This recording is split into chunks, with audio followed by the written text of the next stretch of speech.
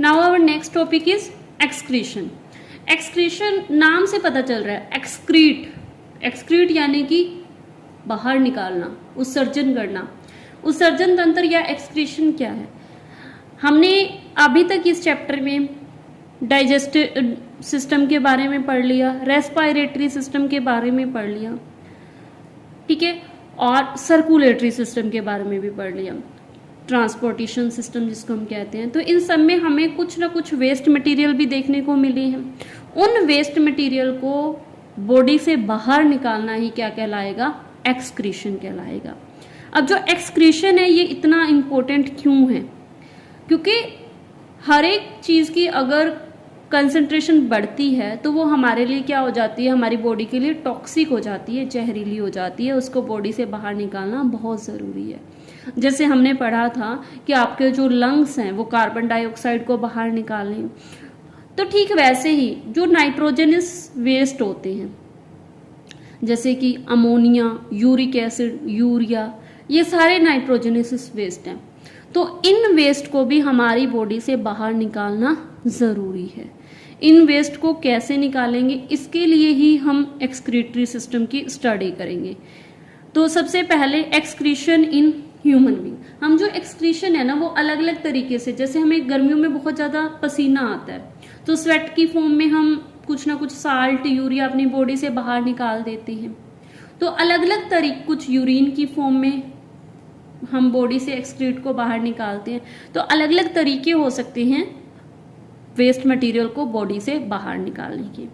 अब हम पढ़ेंगे एक्सक्रीशन इन ह्यूमन बीइंग। जो ह्यूमन बीइंग में एक्सक्रीशन है इसमें मेनली 4 ऑर्गन इन्वॉल्व है। सबसे पहले ए पेयर ऑफ किडनी, यहाँ पर ये डायग्राम, इसमें ये आपको किडनी दिखाई दे रही है। 1 पेयर क्या है इसमें? किडनी, यानी कि 2 किडनी पाई जाती हैं। ए पेयर ऑफ यूरेटर, ये जो पाइप लाइक स्ट्रक्चर्स दिखाई दे रहे हैं इनको हम क्या बोलेंगे? यूरेटर पाए जाते हैं। ये भी 1 पेयर यानी कि 2 पाई जाती है, दोनों एक ही किडनी के साथ कनेक्ट होती हैं। ए यूरिनरी ब्लैडर, ये एक ऐसा पोर्शन है जहां पर जब यूरिन है वो स्टोर होगा तो उसको यूरिनरी ब्लैडर बोलेंगे। एंड यूरेथ्रा, यूरेथ्रा वो ओपनिंग है जब यूरिनरी ब्लैडर पूरी तरह से भर जाता है तो इसमें से जो यूरिन है उसको बॉडी से बाहर एक्सक्रीट किया जाता है। किडनी कहाँ पाई जाती है? किडनी आपके एब्डोमेन के पास पाई जाती हैं, 1 on either side of the backbone, जो आपकी बैकबोन है उसके दोनों साइड इसकी लोकेशन है। Urine produced in the kidney passes through the ureter into the urinary bladder where it is store until it release through the ureter. ये जो kidney है इन्होंने जो भी आपका फिल्ट्रेट बनाया है, जो यूरिन बनाया है, उस यूरिन को ये किसके पास भेज देती हैं? ये भेज देती हैं यूरेटर के पास। यूरेटर जो एक पाइप लाइक स्ट्रक्चर होता है जो यूरिन को कहाँ स्टोर करेगा? यूरिनरी ब्लैडर में। यहाँ तब तक स्टोर रहता है जब तक कि यूरेथ्रा के थ्रू इसको बाहर नहीं निकाल दिया जाता।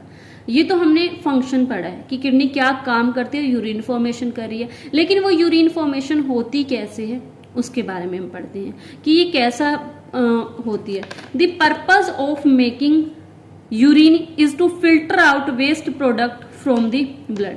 मेन जो पर्पज है, मकसद है कि हम ये प्रोसेस करवा क्यों रहे हैं, तो मेन इसका पर्पज यही है कि ब्लड के अंदर जो नाइट्रोजनस वेस्ट हैं उनको अलग करना, उनको अपनी बॉडी से बाहर निकालना। जैसे हमने ये पढ़ा था कि लंग्स जो है वो कार्बन डाइऑक्साइड को बॉडी से बाहर निकालते हैं, तो ठीक वैसे ही हमारी बॉडी में जो नाइट्रोजन वेस्ट यूरिया और यूरिक एसिड बनते हैं उनको किडनी की हेल्प से बॉडी से बाहर निकाला जाता है।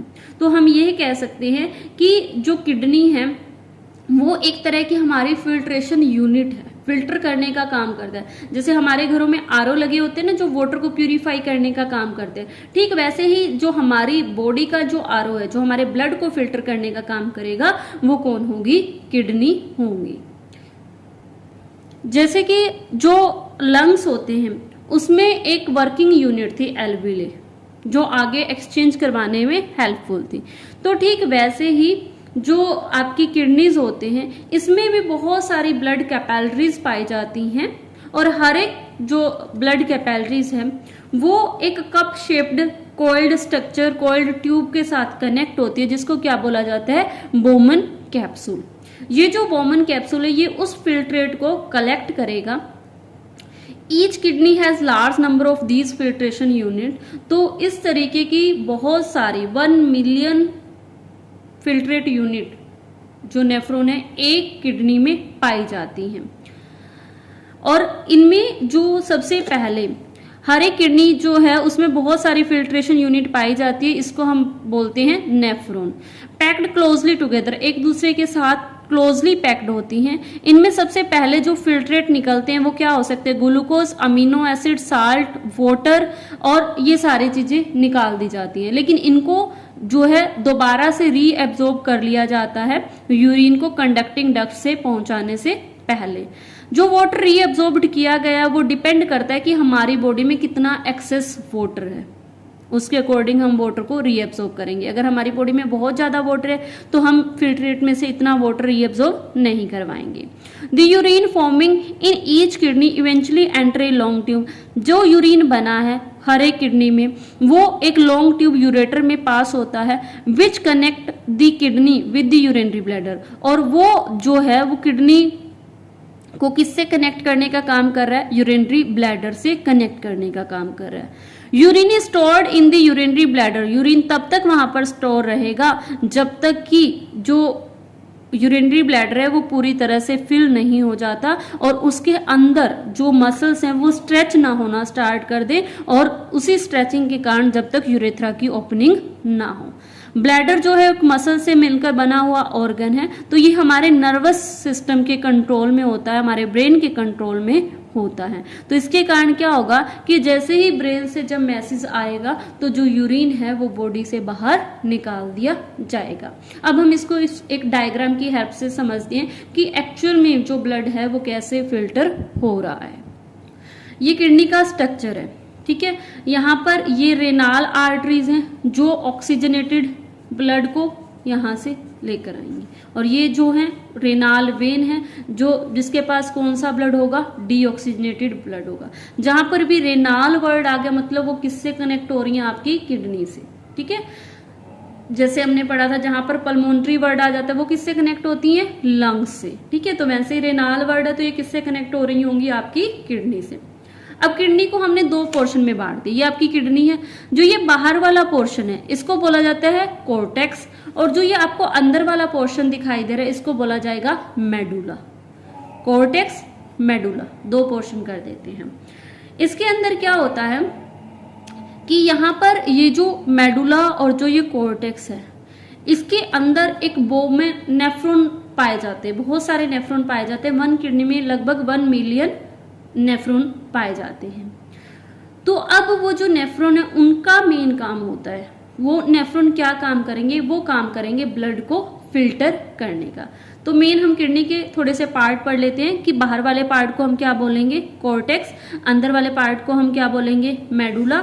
इस अंदर वाले पार्ट के अंदर ये जो पिरामिड शेप स्ट्रक्चर्स दिखाई दे रहे हैं, ये जो पिरामिड शेप स्ट्रक्चर है इनको बोला जाएगा रेनाल मेडुली, ठीक है। और इस पिरामिड शेप के ऊपर ये जो डॉट लाइक जो स्ट्रक्चर्स आपको दिखाई दे रहे हैं इसको बोला जाएगा रेनाल पेपिली, ठीक है। अब इन दोनों के बीच का जो ये गैप है, ये आपके दोनों क्या है, मेडुला। ये आपका बाहर वाला पोर्शन क्या है, कोर्टेक्स। कई बार क्या होता है कि ये जो कोर्टेक्स है इसका ये जो डॉटेड स्ट्रक्चर है ये इनके अंदर तक चला जाता है और इसको बोला जाता है कॉलम्स ऑफ बर्टीनी, जो क्या है, दो पिरामिड के बीच का गैप है। ये इसके बेसिक सा स्ट्रक्चर है।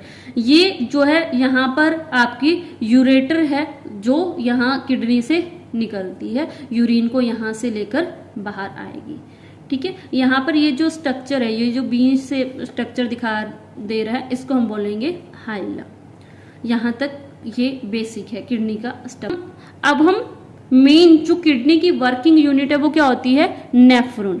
नेफ्रॉन का स्ट्रक्चर देखते हैं कि नेफ्रॉन कैसा होता है। जो नेफ्रॉन होता है सबसे पहले इसमें एक कप शेप्ड स्ट्रक्चर पाया जाता है इस तरीके से। ये जो कप शेप स्ट्रक्चर है इसको बोला जाता है बोमेन कैप्सूल, और इस बोमेन कैप्सूल के अंदर बहुत सारी जो नर्व्स होती हैं उनका क्लस्टर पाया जाता है। ये बहुत सारी नर्व्स पाई जाती है। ये जो नर्व्स होती हैं इनको बोला जाता है ग्लोमरुलस, यहाँ से जो बोमन कैप्सूल है ये आगे इस तरीके से कॉइलिंग स्ट्रक्चर में बदल जाता है। ये जो कॉइलिंग स्ट्रक्चर है ये क्या कहलाएगा, DCT, PCT, proximal convoluted tube. फिर यहाँ से ये नीचे से एक ट्यूब यू शेप्ड स्ट्रक्चर ले लेता है। ये जो यू शेप्ड स्ट्रक्चर है इसको बोला जाएगा लूप ऑफ हैनल। फिर यहाँ से दोबारा से ये फिर से कॉइल्ड हो जाएगा।